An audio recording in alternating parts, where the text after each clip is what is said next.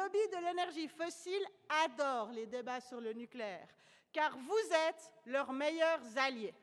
Vous êtes ceux qui nous promettent une potentielle centrale nucléaire dans 20 ans, pendant qu'eux, ils continuent à brûler du pétrole et du gaz aujourd'hui. Construire de nouvelles centrales nucléaires est un non-sens justement face au changement climatique, car le nucléaire est une distraction coûteuse. Le vrai débat, ce n'est pas de savoir si une centrale nucléaire pourrait produire de l'électricité en 2050.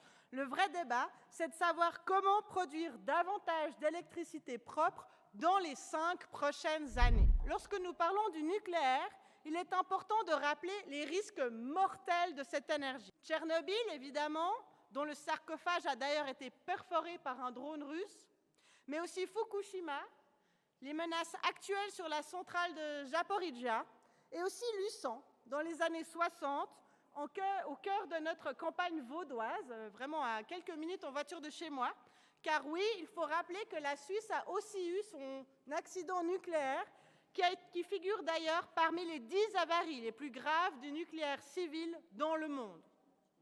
S'ajoute à ces risques directs et indirects celui des déchets, puisque leur dangerosité pose des problèmes sur une échelle de temps qui nous dépasse.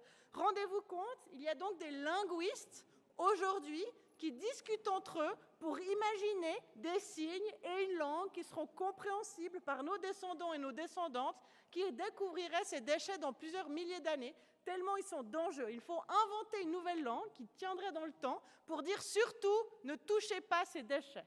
Nous n'avons de loin pas réglé la question des déchets. Finalement, j'aimerais aussi vous rappeler que niveau indépendance énergétique, on a vraiment vu mieux que le nucléaire. Nous sommes obligés d'acheter l'atome, notamment à des régimes autoritaires, et cette volonté de privilégier le nucléaire que vous semblez avoir, elle est donc dangereuse également pour l'indépendance énergétique de notre pays.